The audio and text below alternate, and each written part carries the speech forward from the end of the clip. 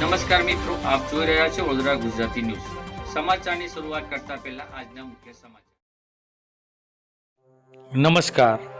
આજ રોજ વડોદરામાં સર્કિટ હાઉસ ખાતે Indian press media editor and reporter association મિટિંગનું આયોજન કરવામાં આવ્યું હતું, જેનો ઇન્ડિયા મીડિયા પ્રેસ એડિટર અને રિપોર્ટરનું એસોસિએશનની નિમણૂક કરવામાં આવી હતી, જેમાં પ્રમુખ તરીકે જયેશભાઈ પટેલની નિમણૂક કરવામાં આવ્યા હતા. ખૂબ જ મોટી સંખ્યામાં પત્રકારોએ ભાગ લીધો હતો. આગામી સમયમાં વડોદરા જિલ્લા તેમજ અન્ય જિલ્લામાં આ એસોસિએશનની રચના કરવામાં આવશે. આ એસોસિએશનને પત્રકારો દ્વારા સમર્થન આપવામાં આવ્યું હતું અને આ એસોસિએશન આગામી સમયમાં વડોદરા તેમજ આસપાસના જિલ્લાઓમાં પણ રચવામાં આવશે.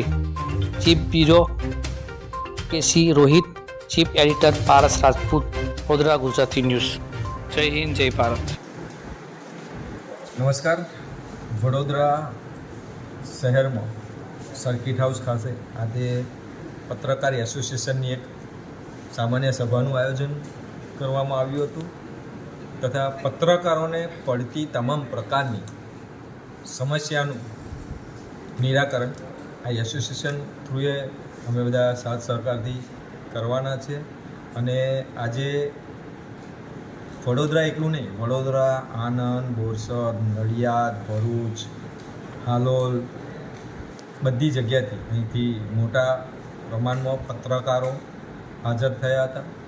અને અહીં આગળ ઉદ્દેશ્ય એક જ હતું કે પત્રકારોને પડતી તમામ પ્રકારની મુશ્કેલીઓનું નિરાકરણ અમારા એસોસિએશનમાં જોડાશે તો અમે 100% એમની સાથે ઊભા રહીશું.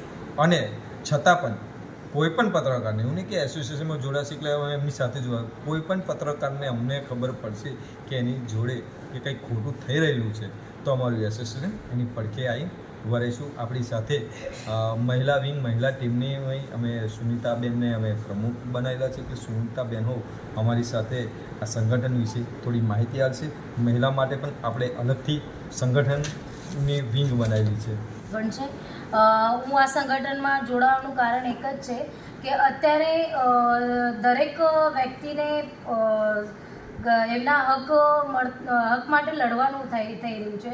આપણા વડોદરા શહેરમાં હું જ્યારથી અહીંયા મીડિયા લાઇનમાં વર્ક કરી રહી છું ને ત્યારથી હું જોઈ રહી છું કે કેટલી જગ્યાએ પત્રકારો પર હુમલા કે ઘણા બધા અન્યાય થઈ રહ્યા છે. એ બાબતે આજે જે સંગઠન અમે જયેશભાઈએ આજે આ સંગઠનનું આયોજન કર્યું છે એ ખૂબ જ સુંદર છે. અને બીજી વસ્તુ, મહિલા તરીકે ગમે તે પ્રોબ્લેમ હશે, ઘરગુતી હોય કે ગમે તે હોય, એ મહિલા પ્રમુખ તરીકે હું એમની સાથે આ સંગઠનમાં સાથ સહકાર મદદરૂપ થઈશ. અને બીજી વસ્તુ એવું છે કે અત્યારે જે આપણા પત્રકારોને જે હકની વાત કહેવામાં આવે, હકની વાત માટે લડવાનું, એક જ પત્રકાર પર અન્યાય થતો હોય ને એમની સાથે કોઈ ના હોય તો એ પત્રકાર હાર માનીને એ મીડિયા લાઈન એક તો છોડી દે, કાં તો પછી એનું મીડિયા ચલાવવાનું બંધ કરી દે છે.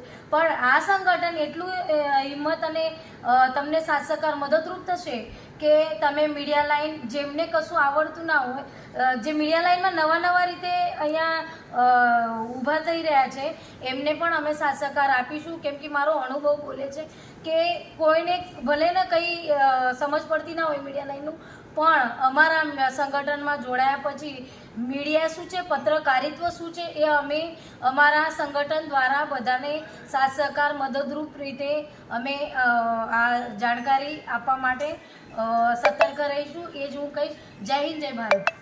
કરી છે જે અલગ અલગ જગ્યાએથી આવી છે. હું તો મારા સંગઠનની રચના તમને કહી દઈશું કે લાઈવના માધ્યમથી હું મારા સંગઠનની રચના કરું છું. કે સંગઠનની કોર ટીમ મળીને મને એઝ પ્રમુખ જાહેર કરેલો છે. રાકેશ પટેલ આપણી સાથે છે, જેને આપણે ઉપપ્રમુખ જાહેર કરેલા છે. જય ઉપાધ્યાય છે આપણી સાથે, જેને આપણે ઉપપ્રમુખ જાહેર કરેલા છે. હુસેનભાઈ મુલતાની કાર્યાલય મંત્રી છે આપણી સાથે. કલ્પેશભાઈ પટેલ જેમને મંત્રી જાહેર કરેલા છે. ઉમેશભાઈ કોન્ટ્રાક્ટર જેમને આપણે મંત્રી જાહેર કરેલા છે. યુનુસભાઈ પરમાર જેને કોષાધ્યક્ષની જવાબદારી આપેલી છે. સચિનભાઈ પટેલ જેમને મહામંત્રીની જવાબદારી આપેલી છે.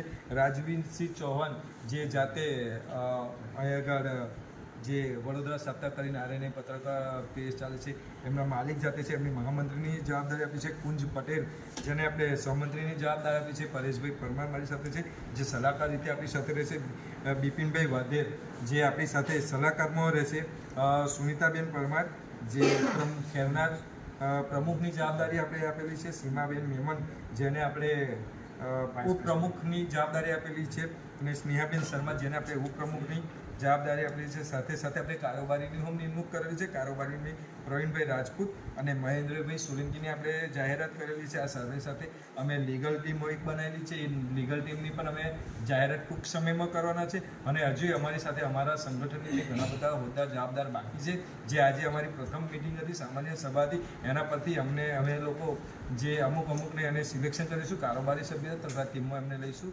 અસ્તુ ભારત માતા કી જય.